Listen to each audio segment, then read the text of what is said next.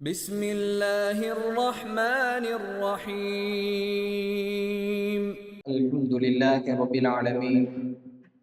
الصلاة والسلام على رسوله الأمين وعلى آله وأصحابه الطيبين الطاهرين ومن تبعهم بإحسان إلى يوم الدين. وقال الله تعالى في القرآن الكريم: أعوذ بالله من الشيطان الرجيم. بسم الله الرحمن الرحيم. سبحان الذي أسرى بعبده ليلا من المسجد الحرام إلى المسجد الأقصى الذي باركنا حوله لنريه من آياتنا إنه هو السميع البصير. وقال رسول الله صلى الله عليه وسلم: إنما الأعمال بالنيات. صدق الله وصدق رسول الله صلى الله عليه وسلم. பேரன்பும் பெரும் கருணையும் கொடையும் மிக்க பேருபகாரி அல்லாஹ்விற்கே கோடான கோடி புகழ்.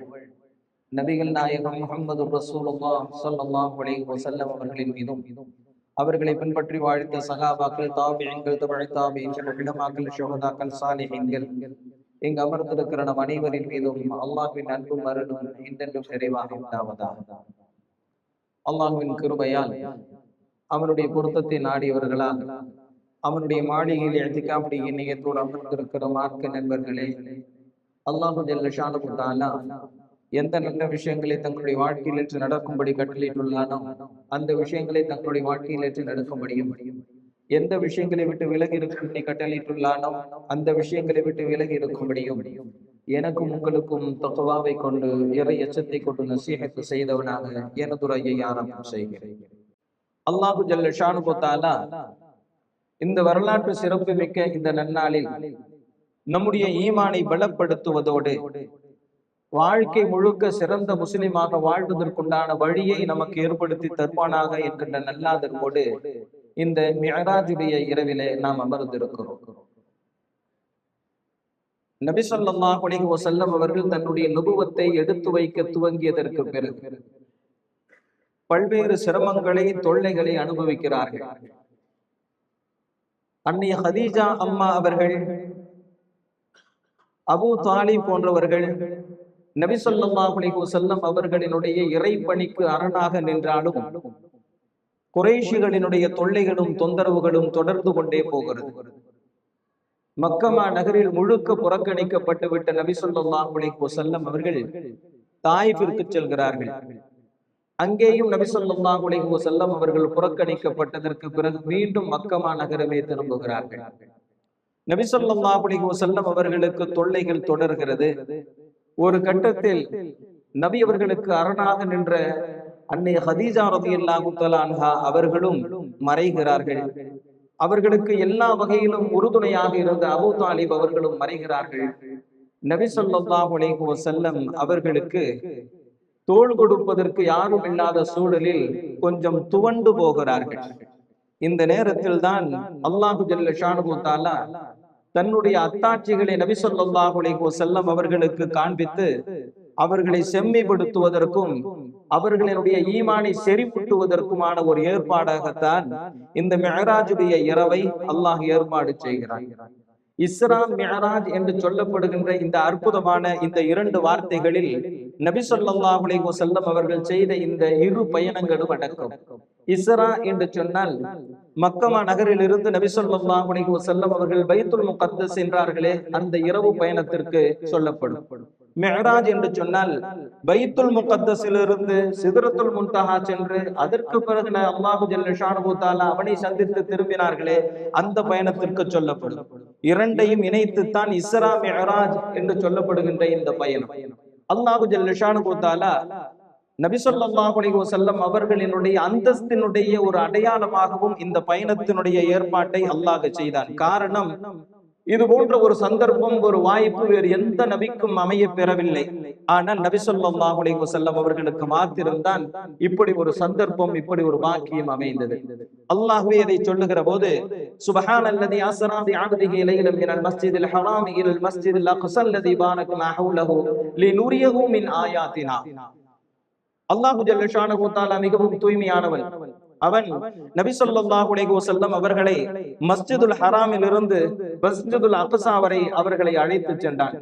பிறகு அங்கிருந்து அல்லாஹ்வை சந்திப்பதற்காக வேண்டியும் அல்லாஹ்வுடைய அத்தாட்சிகளை கண்டு வருவதற்காக வேண்டியும் அல்லாஹ் நபி ஸல்லல்லாஹு அலைஹி வஸல்லம் அவர்களை தன்னகத்தை அழைத்தான் என்கின்ற அற்புதமான இந்த வசனத்தின் வழியே இந்த மிஅராஜினுடைய இரவு குறித்து பேசுகிறார். இது ஈமானினுடைய மிக முக்கியமான அங்கம். நபி ஸல்லல்லாஹு அலைஹி வஸல்லம் அவர்களே தன்னுடைய இந்த பயணம் குறித்து சொல்லுகிறார்கள். நுபுவத்திற்கு பிறகு மக்காவிலிருந்து மதினாவிற்கு ஹிஜ்ரத் செய்வதற்கு முன்பு நடந்த ஒரு நிகழ்ச்சி. நபி ஸல்லல்லாஹு அலைஹி வஸல்லம் அவர்கள் இரவிலே அரை தூக்கம் அரை விழிப்பு என்கின்ற அடிப்படையிலே இரவு கழித்துக் கொண்டிருக்கிறார்கள். அப்போது அருகிலே ஹஜ்ரத் ஹம்ஸா ரலியல்லாஹு தஆலா அன்ஹு அவர்களும் ஜஅஃபர் ரலியல்லாஹு தஆலா அன்ஹு அவர்களும் இருக்கிறார்கள். மூன்றாவதும் ஒரு நபர் இருந்தார். அந்த நபர் தான் அவர். ஒரு சத்தம் ஒன்று கேட்டது. அந்த மூன்றாவது நபர் என் அருகில் வந்தார். என்னை அழைத்து கொண்டு காபாவிற்கு சென்றார்.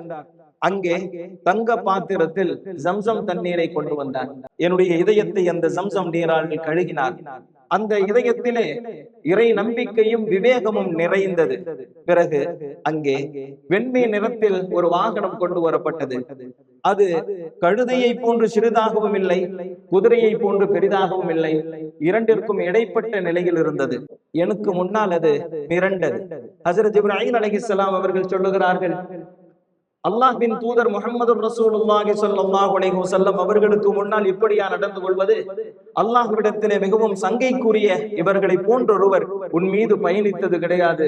உண்மையில் நீ ஒரு பாக்கியசாலி என்பதாக ஹஜ்ரத் ஜிப்ரீல் அலைஹிஸ்ஸலாம் அவர்கள் அந்த வாகனத்திற்கு பணித்தார்கள். உடனே அது அமைதியானது. அதன் மீது அமர்ந்தேன். அது எவ்வளவு வேகமாக சென்றது என்று சொன்னால், அதனுடைய பார்வை எங்கு படுகிறதோ அந்த இடத்தில் பாய்ந்து தன்னுடைய பாதத்தை பதிக்கும் அளவிற்கு மிக வேகமாக சென்றது. கண்ணிமைக்கும் நேரத்தில் மஸ்ஜிதுல் ஹராமில் இருந்து பைத்துல் மக்திஸ் சென்றது. அங்கே நபி ஸல்லல்லாஹு அலைஹி வஸல்லம் அவர்கள் பைத்துல் முகத்தஸிற்கு உள்ளே அழைத்து செல்லப்படுகிறார்கள். உள்ளே இதுவரை அனுப்பப்பட்டிருந்த அத்துணை நபிமார்களும் அணிவகுத்து நின்றார்கள். நபி ஸல்லல்லாஹு அலைஹி வஸல்லம் அவர்கள் அந்த நபிமார்களுக்கு 2 ரக்அத் தொழ வைக்கிறார்கள். முடிந்ததற்கு பிறகு பைத்துல் முகத்தஸில் இருந்து வெளியே வருகிறார்கள். அவர்களுக்கு முன்னால் ஹஜ்ரத் ஜிப்ரீல் அலைஹிஸ்ஸலாம் அவர்கள் 2 பாத்திரங்களில் பானத்தை தருகிறார்கள். ஒன்றில் மதுவும் இன்னொன்றில் பாலும் இருந்தது. நபி ஸல்லல்லாஹு அலைஹி வஸல்லம் அவர்கள் பாலை தேர்வு செய்து அதை பருகினார்கள். அப்போது ஹஜ்ரத் ஜிப்ரீல் அலைஹிஸ்ஸலாம் அவர்கள், நீங்கள் இயற்கையை தேர்ந்தெடுத்துக் கொண்டீர்கள் என்பதாக சொன்னார்கள். இதோடு இஸ்ரா என்று சொல்லப்படுகின்ற மஸ்ஜிதுல் ஹராமில் இருந்து பைத்துல் முகத்தஸ் வரையிலான பயணம் நிறைவேறுகிறது. பிறகு ஹஜ்ரத் ஜிப்ரீல் அலைஹிஸ்ஸலாம் அவர்கள் விண்ணுலகம் நோக்கி புறப்படுகிறார்கள். முதல் வானத்தை அடைகிறார்கள். கதவு தட்டப்படுகிறது. உள்ளிருந்து, யார்? நான் தான் ஜிப்ரீல். உங்களோடு யார்? அல்லாஹ்வின் தூதர் முஹம்மது ரசூலுல்லாஹி ஸல்லல்லாஹு அலைஹி வஸல்லம் அவர்கள். அழைத்து வரும்படி கட்டளையிடப்பட்டிருக்கிறீர்களா? ஆம், அழைத்து வருமாறு நான் கட்டளையிடப்பட்டிருக்கிறேன். அப்படியா? வானலோகம் துறக்கப்படுகிறது. முதல் வானத்தில் அடியெடுத்து வைத்த நேரத்தில் உள்ளே ஒரு மனிதர் நின்று கொண்டிருந்தார். இவர் யார்? இவர்கள் தான் ஹஜ்ரத் ஆதம் அலைஹிஸ்ஸலாத்து வஸ்ஸலாம். அஸ்ஸலாமு அலைக்கும் வ அலைக்குமுஸ் ஸலாம், மர்ஹபம் பி இப்னி ஸாலிஹ் வ நபிய்யி ஸாலிஹ். வாருங்கள், வாருங்கள் சாலிஹான என்னுடைய மகனே, சாலிஹான என்னுடைய நபியே, வாருங்கள் என்பதாக ஹஜ்ரத் ஆதம் அலைஹிஸ்ஸலாம் அவர்கள் வரவேற்கிறார்கள். அவர்களுக்கு வலப்புறம் ஒரு கூட்டம், இடப்புறம் ஒரு கூட்டம். வலப்புற கூட்டத்தை பார்த்த ஹஜ்ரத் ஆதம் அலைஹிஸ்ஸலாம் அவர்கள் சிரிக்கிறார்கள். இடப்புற கூட்டத்தை பார்த்த ஹஜ்ரத் ஆதம் அலைஹிஸ்ஸலாம் அவர்கள் அழுகிறார்கள். ஏன் இவர்கள் இப்படி செய்து கொண்டிருக்கிறார்கள்? வலப்பக்கமும் இடப்பக்கமும் இருக்கக்கூடியவர்கள் யார்? வலப்புறம் இருக்கக்கூடியவர்கள் சுவனவாசிகள். இவர்களை கண்டு ஹஜ்ரத் ஆதம் அலைஹிஸ்ஸலாம் அவர்கள் மகிழ்ச்சியினார், சிரிக்கிறார்கள். இடப்பக்கம் இருக்கக்கூடியவர்கள் நரகவாசிகள். இவர்களை கண்டு ஹஜ்ரத் ஆதம் அலைஹிஸ்ஸலாம் அவர்கள் அழுகிறார்கள் என்பதாக விளக்கம் சொன்னார்கள். அதற்கு பிறகு 2வது வானம் தட்டப்படுகிறது. யார்? நான் தான் ஜிப்ரீல். உங்களோடு யார்? என்னோடு முஹம்மது ரசூலுல்லாஹி ஸல்லல்லாஹு அலைஹி வஸல்லம் அவர்கள். அழைத்து வரும்படி கட்டளையிடப்பட்டிருக்கிறீர்களா? ஆம், அழைத்து வருமாறு நான் கட்டளையிடப்பட்டிருக்கிறேன். கதவு திறக்கப்படுகிறது. உள்ளே சென்றால் ஹஜ்ரத் ஈசா அலைஹிஸ்ஸலாம் அவர்களும் ஹஜ்ரத் யஹ்யா அலைஹிஸ்ஸலாம் அவர்களும் இருக்கிறார்கள். அஸ்ஸலாமு அலைக்கும் வ ரஹ்மத்துல்லாஹ் வ அலைக்குமுஸ் ஸலாம், மர்ஹபம் பி அஹி ஸாலிஹ் வ நபிய்யி ஸாலிஹ். வாருங்கள், வாருங்கள் சாலிஹான எங்களுடைய சகோதரரே, சாலிஹான எங்களுடைய நபியே, வாருங்கள் என்பதாக வரவேற்றார்கள். 3வது வானம் சென்று கதவு தட்டப்படுகிறது. யார்? நான் தான் ஜிப்ரீல். உங்களோடு யார்? முஹம்மது ரசூலுல்லாஹி ஸல்லல்லாஹு அலைஹி வஸல்லம் அவர்கள். அழைத்து வரும்படி கட்டளையிடப்பட்டிருக்கிறீர்களா? ஆம், கட்டளையிடப்பட்டிருக்கிறோம். வாசல் திறக்கப்படுகிறது. உள்ளே சென்றால் ஹஜரத் யூசுப் அலைஹிஸ்ஸலாத்து வஸ்ஸலாம் அவர்கள் இருக்கிறார்கள். அஸ்ஸலாமு அலைக்கும் வ அலைக்குமுஸ் ஸலாம் பி அஹி ஸாலிஹ் வ நபியி ஸாலிஹ். நபி ஸல்லல்லாஹு அலைஹி வஸல்லம் அவர்கள் சொன்னார்கள், எவ்வளவு அழகு! அல்லாஹ்வினுடைய படைப்பின் முழு அழகில் பாதி கொடுக்கப்பட்டவர்களாக நின்று கொண்டிருந்தார்கள் ஹஜரத் யூசுப் அலைஹிஸ்ஸலாத்து வஸ்ஸலாம் அவர்கள். 4வது வானம், கதவு தட்டப்படுகிறது. யார்? நான் தான் ஜிப்ரீல். உங்களோடு யார்? முஹம்மது ரசூலுல்லாஹி ஸல்லல்லாஹு அலைஹி வஸல்லம் அவர்கள். அழைத்து வரும்படி கட்டளையிடப்பட்டிருக்கிறீர்களா? ஆம், அவ்வாறே கட்டளையிடப்பட்டிருக்கிறோம். வாசல் திறந்தது. உள்ளே சென்றால் ஹஜரத் இத்ரீஸ் அலைஹிஸ்ஸலாத்து வஸ்ஸலாம் அவர்கள் இருக்கிறார்கள். 5வது வானம் தட்டப்படுகிறது. அதே போன்று கேள்வி, அதே போன்று பதில். உள்ளே சென்றால் ஹஜரத் ஹாரூன் அலைஹிஸ்ஸலாத்து வஸ்ஸலாம் அவர்கள் இருக்கிறார்கள். பிறகு 6வது வானம் அதே போன்று தட்டப்படுகிறது, அதே போன்று திறக்கப்படுகிறது. உள்ளே ஹஜரத் மூசா அலைஹிஸ்ஸலாத்து வஸ்ஸலாம் அவர்கள் இருக்கிறார்கள். அவர்கள் நபி ஸல்லல்லாஹு அலைஹி வஸல்லம் அவர்களை பார்த்து கண் கலங்குகிறார்கள். நபி அவர்கள் கேட்கிறார்கள், ஏன் இவர்கள் கண் கலங்குகிறார்கள்? ஹஜரத் மூசா அலைஹிஸ்ஸலாத்து வஸ்ஸலாம் அவர்களே பதில் சொல்கிறார்கள், நானும் இறைப்பணியை செய்தேன், என்னை ஏற்றுக்கொண்டவர்கள் சொற்பமானவர்கள். ஆனால் இந்த வாலிபர் அதே பணியை செய்தவர், அவர்களை ஏற்றுக்கொண்டவர்கள் அளப்பெரும் கூட்டத்தினர். நான் என்னுடைய சமூகத்தவரை சுவர்க்கத்திற்கு அழைத்து செல்வதை விட அதிகமான அளவு கொண்டவர்களை சுவர்க்கத்திற்கு அழைத்து செல்லக்கூடிய பாக்கியம் பெற்றவர்கள் என்று சொல்லி தன்னுடைய சமூகத்தை நினைத்து அவர்கள் அழுது கொண்டிருந்தார்கள். பிறகு 7வது வானம் தட்டப்படுகிறது. யார்? நான் தான் ஜிப்ரீல். உங்களோடு யார்? முஹம்மது ரசூலுல்லாஹி ஸல்லல்லாஹு அலைஹி வஸல்லம் அவர்கள். அழைத்து வரும்படி கட்டளையிடப்பட்டிருக்கிறீர்களா? ஆம், கட்டளையிடப்பட்டிருக்கிறோம். வாசல் திறக்கிறது. உள்ளே சென்றால் பைத்துல் மாமூரினுடைய சுவரில் சாய்ந்தவர்களாக ஹஜரத் இப்ராஹிம் அலைஹிஸ்ஸலாத்து வஸ்ஸலாம் அவர்கள் அமர்ந்திருக்கிறார்கள். இவர்கள் யார்? இவர்கள் தான் ஹஜரத் இப்ராஹிம் அலைஹிஸ்ஸலாத்து வஸ்ஸலாம் அவர்கள். அஸ்ஸலாமு அலைக்கும் வ அலைக்குமுஸ் ஸலாம் மர்ஹமன் பி இப்னி ஸாலிஹ் வ நபியி ஸாலிஹ். என்னுடைய மகனே வாருங்கள், உங்களுடைய வரவு நல்வரவாகட்டும் என்பதாக ஹஜரத் இப்ராஹிம் அலைஹிஸ்ஸலாத்து வஸ்ஸலாம் அவர்கள் வரவேற்கிறார்கள். பைத்துல் மாமூரின் சுவரில் அவர்கள் சாய்ந்தவர்களாக இருந்தார்கள். இந்த பைத்துல் மாமூர் தான் மலக்குமார்களினுடைய இறை இல்லம். காபத்துல்லாவிற்கு நேராக 7வது வானத்தில் அமைந்திருக்கக்கூடிய அற்புதமான பள்ளிவாசல் பைத்துல் மாமூர், மலக்குமார்களினுடைய பள்ளிவாசல். பைத்துல் மாமூர் என்னும் பள்ளிவாசலில் ஒவ்வொரு நாளும் 70,000 மலக்குமார்கள் நுழைவார்கள். ஒரு முறை உள்ளே சென்றவர்கள் மறுமுறை நுழைவதற்கு வாய்ப்பளிக்கப்பட மாட்டார்கள். கோடான கோடி மலக்குமார்கள் சென்று வணங்கக்கூடிய அற்புதமான இல்லம்தான் பைத்துல் மாமூர். காபத்துல்லாவிற்கு நேராக மேலே 7வது வானத்தில் அமைந்திருக்கிறது. அதற்கு மேல்தான் அல்லாஹ்வினுடைய குர்சி. வஸிஅ குர்சியுஸ் ஸமாவாதி வல் அர்த். மிக பிரமாண்டமான மகத்துவமிக்க குர்சி அந்த 7வது வானத்திற்கு மேல்தான் இருக்கிறது. நபி ஸல்லல்லாஹு அலைஹி வஸல்லம் அவர்கள் சொல்லுகிறார்கள், அல்லாஹ்வுடைய குர்சியினுடைய பிரமாண்டம் எப்படி இருந்தது தெரியுமா? இந்த 7 வானங்களையும் குர்சிக்கு முன்னால் ஒப்பிட்டால் ஒரு மிகப்பெரிய பாலையில் தூக்கி வீசப்படுகிற மோதிரத்தை போன்றுதான் என்பதாக சொன்னார்கள்.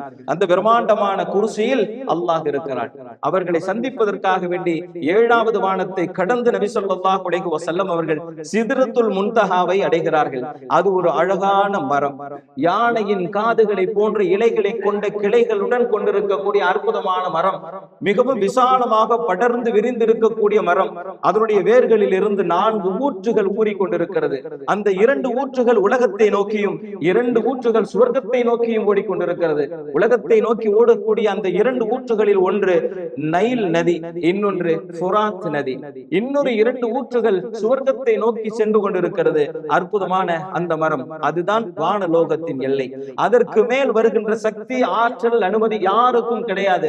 அந்த இடத்தில் வைத்துத்தான் நபி ஸல்லல்லாஹு அலைஹி வஸல்லம் அவர்கள் ஹஜரத் இப்ராஹீம் அலைஹிஸ்ஸலாம் அவர்களை அவர்களுடைய உண்மையான தோற்றத்திலே கண்டார்கள். 600 ரெக்கைகளோடு ஹஜரத் இப்ராஹீம் அலைஹிஸ்ஸலாம் அவர்களை கண்ட ஒரு சில சந்தர்ப்பங்களில் இது மிகவும் முக்கியமான சந்தர்ப்பம். ஹஜரத் இப்ராஹீம் அலைஹிஸ்ஸலாம் அவர்கள் தன்னுடைய ஒரு ரெக்கையை முழுக்க விரித்தார்கள் என்று சொன்னால் வானத்திலிருந்து பூமி வரை அது படர்ந்திருக்கும். அவ்வளவு பெரிய ரெக்கைகளை 600 ரெக்கைகளாக கொண்டவர்கள் ஹஜரத் இப்ராஹீம் அலைஹிஸ்ஸலாத்து வஸ்ஸலாம் அவர்கள். அவர்கள் சொல்லுகிறார்கள் நபி ஸல்லல்லாஹு அலைஹி வஸல்லம் அவர்களிடத்திலே, இதுதான் எனக்கான எல்லை, எனக்கான அனுமதி. இதற்கு மேல் என்னால் வர முடியாது.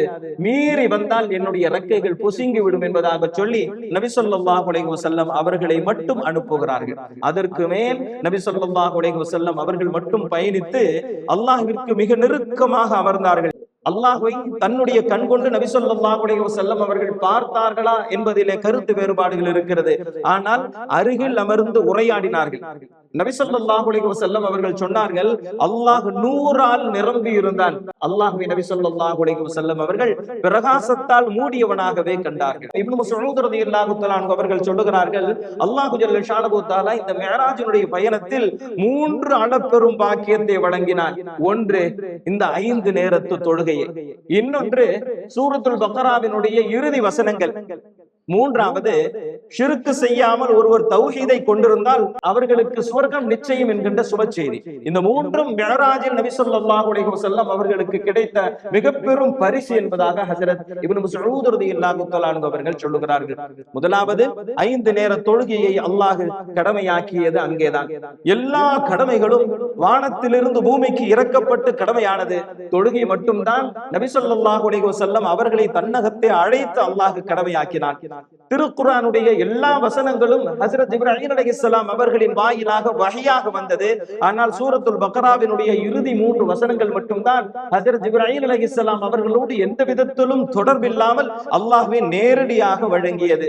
மூன்றாவது அற்புதமான சுப செய்தி, ஷிர்க் மட்டும் செய்யவில்லை என்று சொன்னால் போதும், அவனை நான் நரகத்தில் போட்டு பொசுக்க மாட்டேன் என்கின்ற சுப செய்தியை அல்லாஹ் ஜல்ல ஷானஹு தஆலா நபி ஸல்லல்லாஹு அலைஹி வஸல்லம் அவர்களுக்கு வழங்கிய பரிசுகளில் ஒன்றாக குறிப்பிடப்படுகிறது. பிறகு மீண்டும் திரும்பி வருகிறார்கள். ஹஜ்ரத் மூசா அலைஹிஸ்ஸலாம் அவர்களை சந்திக்கிற போதுதான், என்ன அல்லாஹ் உங்களுக்கு தந்தான்? 50 நேரத்து தொழுகையை தந்தான். 50 நேர தொழுகையா? நிச்சயம் அவர்கள் நிறைவேற்ற மாட்டார்கள், குறைத்து கொண்டு வாருங்கள். 5 5 5 5 என்று சொல்லி பல பயணங்களுக்கு நடுவே 5ஆக குறைக்கப்பட்டது. மீண்டும் குறைக்குமாறு ஹஜ்ரத் மூசா அலைஹிஸ்ஸலாம் அவர்கள் சொன்ன போது, மீண்டும் குறைக்க சொல்வதற்கு நான் வெட்கப்படுகிறேன் என்று சொல்லி நபி ஸல்லல்லாஹு அலைஹி வஸல்லம் அவர்கள் இந்த 5ஐ கடமையாக்கி கொண்டு திரும்பினார்கள். சுவர்க்கம் காட்டப்பட்டது, நரகம் காட்டப்பட்டது. நரகத்தை நபி ஸல்லல்லாஹு அலைஹி வஸல்லம் அவர்கள் பார்வையிட்டுக் கொண்டிருந்தார்கள். அங்கே நெருப்பு கத்தரிகளை கொண்டு தங்களுடைய உதடுகளை கத்தரித்துக் கொண்டு சிலர் இருந்தார்கள். ஜிப்ரீல் அலைஹிஸ்ஸலாம் அவர்களிடத்தில் யார் இவர்கள் என்று கேட்கப்பட்ட போது, இவர்கள் தான் நன்மையை ஏவினார்கள், தீமையை தடுத்தார்கள், தங்களை மறந்து விட்டார்கள் என்பதாக அவர்களுக்கு பதில் சொல்லப்பட்டது.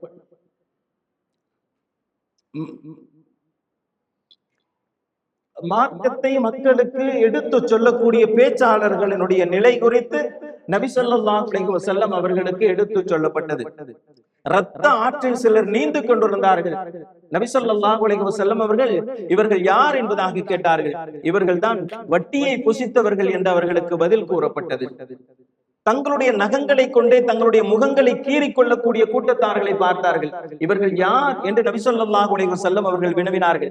அப்போது சொல்லப்பட்டது, இவர்கள் தான் மக்களின் மாமிசங்களை உண்டவர்கள். இவர்கள் மக்களினுடைய கண்ணியத்தில் விளையாடினார்கள். அடுத்தவர்களின் கண்ணியம் குறித்து இவர்கள் யோசிக்கவில்லை, அடுத்தவர்களினுடைய கண்ணியத்தை சிதைத்தார்கள். இவர்கள் தான் என்பதாக சொல்லப்பட்டது. இப்படி நரகத்தினுடைய பல காட்சிகளை பார்த்தார்கள். அதுபோன்று சுவர்க்கத்தினுடைய பல காட்சிகளையும் பார்த்தார்கள். சுவர்க்கத்தை சுற்றி வருகிற நேரத்தில் ஒரு வாசனை கமழ்ந்தது. நபி ஸல்லல்லாஹு அலைஹி வஸல்லம் அவர்கள் இந்த வாசனை எங்கிருந்து வருகிறது என்பதாக கேட்டார்கள். ஹஜ்ரத் இப்ராஹீம் அலைஹிஸ்ஸலாம் அவர்கள் சொன்னார்கள், சுவர்க்கத்தில் வந்திருக்கக்கூடிய ஒரு பெண்ணிடம் இருந்து இந்த வாசனை வருகிறது. யார் அந்த பெண்? இந்த பெண் தான் ஃபிரௌனுடைய மகளுக்கு ஹாதிமாவாக இருந்த மாஷிதா என்னும் பெண்ணிடம் இருந்து வருகின்ற வாசனை இது. அந்த பெண் யார்? அந்த பெண் யார் தெரியுமா? ஃபிரௌனுடைய மகளுக்கு தலை சீவக்கூடிய பொறுப்பில் இருந்த பெண். ஒரு முறை தலை சீவிக் கொண்டிருந்தார். சீப்பு கீழே விழுந்தது. சீப்பு கீழே விழுந்தது. பிஸ்மில்லாஹ் என்பதாக சொல்லி அந்த சீப்பை எடுத்தார்கள். உடனே அந்த மகள் கேட்டால், என்ன வார்த்தை சொன்னீர்கள்? பிஸ்மில்லாஹ் என்பதாக சொன்னேன். அப்படி என்றால் என்ன? அல்லாஹ்வினுடைய பெயர் கொண்டு எடுத்தேன். அல்லாஹ்வினுடைய பெயரா? என்னுடைய தந்தை தானே ரப்பு என்பதாக சொன்னார்கள். இல்லை, உன்னுடைய தந்தை ரப் அல்ல, இந்த உலகத்தை படைத்து பரிபாலிப்பவன் தான் ரப்பு, அவனுடைய பெயரைத்தான் நான் சொன்னேன் என்பதாக சொன்ன போது, இதை என்னுடைய தந்தையிடம் நிச்சயமாக சொல்வேன் என்பதாக சொல்லி ஃபிரௌனிடத்திலே சென்று இந்த பெண் அல்லாஹ் என்கின்ற ஒரு பெயரை சொல்லி அவரைத்தான் ரப்பு என்பதாக சொல்லுகிறார் என்பதாக சொன்ன போது ஃபிரௌன் அடித்தான், விசாரித்தான். உன்னை நான் ரப்பாக இரட்சகனாக ஏற்றுக்கொள்ள மாட்டேன், இந்த உலகத்தை படைத்து பரிபாலிக்க கூடியவனைத்தான் நான் இரட்சகனாக ஏற்றுக்கொள்வேன் என்பதாக உறுதியாக சொன்ன அந்த பெண்மணிக்கு தண்டனை தருவதாக முடிவு செய்து அவர்களையும் அந்த பெண்ணினுடைய 4 குழந்தைகளையும் எரிப்பதற்கு அவன் கட்டளையிட்டான். 4வது குழந்தை ஒரு சின்ன குழந்தை. அந்த குழந்தையோடு நெருப்பில் குதிப்பதற்கு கொஞ்சம் தயக்கம் காட்டிய போது அல்லாஹ் ஜல்ல ஷானஹு தஆலா அந்த குழந்தைக்கு பேசுகிற ஆற்றலை தந்தான். அந்த குழந்தை தன்னுடைய தாயை பார்த்து சொன்னது, பொறுமை கொள்ளுங்கள், சகித்துக் கொள்ளுங்கள். இந்த உலகத்தினுடைய வேதனை இருக்கிறதே மறுமையினுடைய தண்டனையோடு ஒப்பிடுகிற போது இது ஒன்றுமே இல்லை. எனவே நீங்கள் தைரியமாக இந்த தண்டனையை ஏற்றுக்கொள்ளுங்கள் என்பதாக அந்த குழந்தை பேசியது. அந்த பெண் தன்னுடைய குழந்தையோடு அந்த நெருப்பிலே குதித்து தன்னை மாய்த்து கொண்டாரே, அந்த மாஷிதான் என்கின்ற பெண்மணியின் மீதில் இருந்து வருகின்ற வாசனை தான் இது என்பதாக நபி ஸல்லல்லாஹு அலைஹி வஸல்லம் அவர்களுக்கு சொல்லப்பட்டது. பிறகு சுரகத்திலே சுற்றி வருகிற நேரத்தில் அல்லாஹு ஜல்ல ஷானஹு தஆலா நபி ஸல்லல்லாஹு அலைஹி வஸல்லம் அவர்களினுடைய அந்தஸ்தை உயர்த்துவதற்காக வேண்டி வழங்கிய ஹவுதுல் கௌசர் என்கின்ற தடாகம் நபி ஸல்லல்லாஹு அலைஹி வஸல்லம் அவர்களுக்கு காட்டப்பட்டது. இப்படித்தான் இந்த இஸ்ரா வல் மிஅராஜ் என்று சொல்லப்படுகின்ற இந்த 2 பயணங்களும் நிறைவேறியது. நபி ஸல்லல்லாஹு அலைஹி வஸல்லம் அவர்கள் கீழே வந்ததற்கு பிறகு ஹஜ்ரத் உம்மு ஐமன் ரலியல்லாஹு தஆலா அன்ஹா அவர்களிடத்தில் இந்த நிகழ்ச்சியை சொல்லுகிறார்கள். முதலில் சொன்னது அவர்களிடத்தில் தான். அவர்கள் சொன்னார்கள், இதை மக்களிடம் சொல்ல வேண்டாம், மக்களிடத்திலே நீங்கள் இந்த நிகழ்ச்சியை சொல்ல வேண்டாம். அப்படி சொன்னால் உங்களை மக்கள் பொய்படுத்துவார்கள். ஏன் தெரியுமா? நமக்கு தெரியும், நபி ஸல்லல்லாஹு அலைஹி வஸல்லம் அவர்கள் இது மதீனாவில் இருந்த காலத்தில் நடந்திருந்து மக்களுக்கு சொல்லி இருந்தால் மக்களில் அத்துணை பேரும் அப்படியே ஏற்றிருப்பார்கள். ஏனென்று சொன்னால் நபி ஸல்லல்லாஹு அலைஹி வஸல்லம் அவர்களினுடைய ஒவ்வொரு வார்த்தையையும் தன்னுடைய வாழ்க்கையில் கொண்டவர்கள் மதீனா வாசிகள். ஆனால் நபி ஸல்லல்லாஹு அலைஹி வஸல்லம் அவர்கள் தொடர்ந்து புறக்கணிக்கப்பட்ட நேரத்தில் நடந்ததுதான் இந்த மிஅராஜினுடைய பயணம். மக்கா வாழ்க்கையில் நடந்தது. நபி ஸல்லல்லாஹு அலைஹி வஸல்லம் அவர்களை அதுவரை பைத்தியக்காரர் என்பதாக சொல்லிக் கொண்டிருந்த மக்கள் நிரம்பி இருக்கக்கூடிய நேரம், பொய்யர் என்று சொல்லக்கூடியவர்கள் நிரம்பி இருக்கக்கூடிய நேரம். இந்த நேரத்தில் இப்படி ஒரு நிகழ்ச்சியை அறிவால் புரிந்து கொள்ள முடியாத, அறிவியல் உலகத்தால் கண்டுபிடிக்க முடியாத இப்படி ஒரு கற்பனை நிகழ்ச்சியை போன்ற வடிவம் கொண்டிருக்கக்கூடிய இதை நீங்கள் சொன்னால் மக்கள் நிச்சயம் உங்களை பொய்யர் என்று சொல்வார்கள். எனவே வெளியே சொல்ல வேண்டாம் என்பதாக ஹஜ்ரத் உம்மு ஐமன் ரலியல்லாஹு தஆலா அன்ஹா அவர்கள் வீட்டுக்குள்ளேயே அறிவுரை சொல்கிறார்கள். ஆனால் எப்படி மறைக்க முடியும்? நடந்த நிகழ்ச்சி உண்மை என்று இருக்கிற போது இதை எப்படி மறைக்க முடியும்? நபி ஸல்லல்லாஹு அலைஹி வஸல்லம் அவர்கள் வெளியே வருகிறார்கள். அடுத்த நாள் காலை மக்களிடத்திலே சொல்ல வேண்டும். கண்ணில் முதலில் பட்டவன் யார் தெரியுமா? அபூ ஜஹல். அவனை பார்த்து நபி ஸல்லல்லாஹு அலைஹி வஸல்லம் அவர்கள் நடந்த நிகழ்ச்சியை சொன்னார்கள். சொன்னபோது அபூ ஜஹல் ஆச்சரியப்பட்டான், மட்டுமல்ல மகிழ்ச்சி அடைந்தான், சந்தோஷப்பட்டான். அவன் சொன்னான் நபி ஸல்லல்லாஹு அலைஹி வஸல்லம் அவர்களை பார்த்து, உண்மையிலேயே நீர் உண்மையாளராக இருந்தால் நான் மக்களை அழைத்து வருகிறேன், அவர்களிடத்தில் என்னிடம் சொன்னதை அப்படியே சொல்ல முடியுமா என்பதாக சவால் விட்டான். நபி ஸல்லல்லாஹு அலைஹி வஸல்லம் அவர்கள் ஆம் சொல்லத்தான் போகிறேன் என்று சொன்னபோது குறைஷிகளிடத்திலே சென்று, வாருங்கள் வாருங்கள், முகம்மதிடம் ஒரு செய்தி இருக்கிறது, நீங்கள் அதை கேட்டு அவர் எப்படிப்பட்டவர் என்பதை புரிந்து கொள்ளுங்கள் என்பதாக சொல்லி மக்களை எல்லாம் அழைத்து கொண்டு வந்தான். இப்போது சொல்லுங்கள், என்னிடத்தில் எதை சொன்னீர்களோ அதை சொல்லுங்கள் என்பதாக சொன்னார். நபி ஸல்லல்லாஹு அலைஹி வஸல்லம் அவர்கள் சொன்னார்கள், ஈமானிய பாக்கியத்தை அல்லாஹ் யாருக்கு நாடவில்லையோ அவர்கள் அத்துணை பேரும் கேலி செய்தார்கள், கிண்டல் செய்தார்கள். நபி ஸல்லல்லாஹு அலைஹி வஸல்லம் அவர்கள் சொல்லுகிறார்கள், கஅபாவிற்கு முன்னால் இருக்கக்கூடிய ஹதீமின் மீது நான் நின்று கொண்டிருக்கிறேன், மக்கள் எல்லாம் என்னை பார்த்து கேள்வி கேட்கிறார்கள். பைத்துல் முகத்தஸ் சம்பந்தமாக சில கேள்விகளை கேட்டார்கள். ஏன் என்று சொன்னால்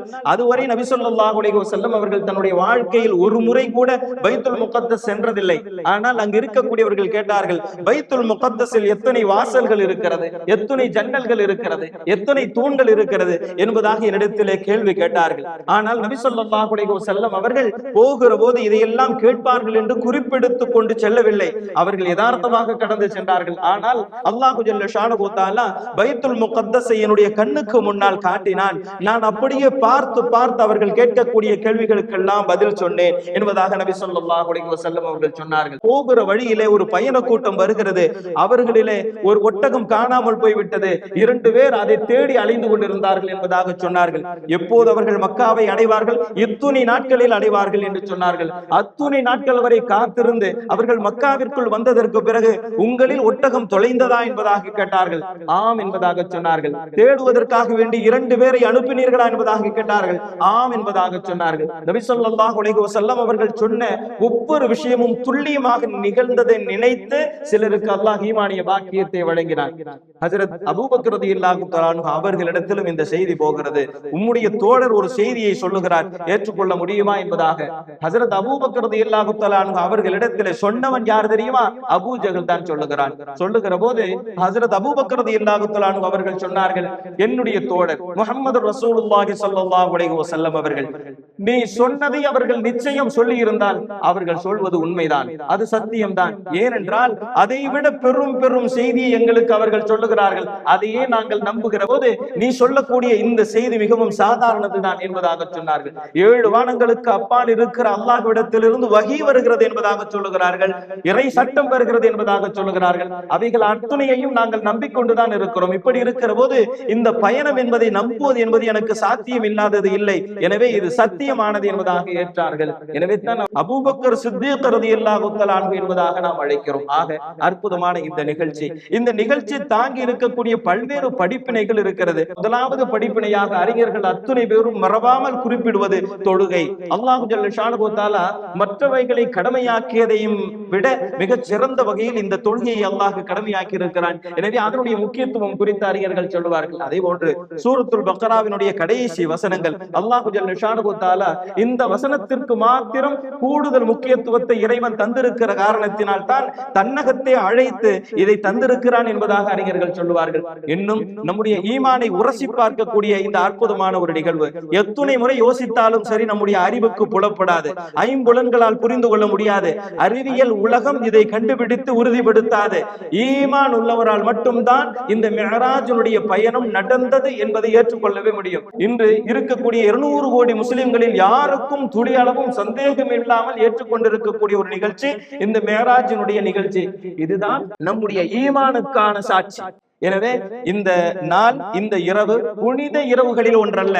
புனித இரவு என்பது வேறு, வரலாற்று சிறப்பு மிக்க நினைத்து பார்க்க வேண்டிய பல்வேறு படிப்பினைகளை பெற வேண்டிய இரவு. அந்த அடிப்படையில் தான் இந்த மிஅராஜினுடைய இரவு அதிமுக்கியத்துவம் பெறுகிறது. எனவே இந்த இரவில் நாம் அமர்ந்திருக்கிறோம் என்று சொன்னால் நாம் நம்முடைய ஈமானை சீர் செய்து கொள்கிறோம். மிஅராஜின் மீது நாம் நம்பிக்கை கொண்டிருக்கிறோம். அல்லாஹ் நமக்கு வழங்கி இருக்கக்கூடிய பெரும் பாக்கியம் இது. அல்லாஹ் ஜல்ல ஷானஹு தஆலா இந்த நிகழ்ச்சிக்கு பின்னால் என்னென்ன படிப்பினைகள் நமக்கு புலப்படுகிறதோ எல்லா படிப்பினைகளையும் பெற்று சிறந்த முஸ்லிமாக வாழுகிற தௌஃபீகை அல்லாஹ் நாம் அனைவருக்கும் தந்தருள்வானாக. வ ஆகிர் தஅவானா அல்ஹம்துலில்லாஹி ரப்பில் ஆலமீன். அஸ்ஸலாமு அலைக்கும் வ ரஹ்மத்துல்லாஹி வ பரகாத்துஹு.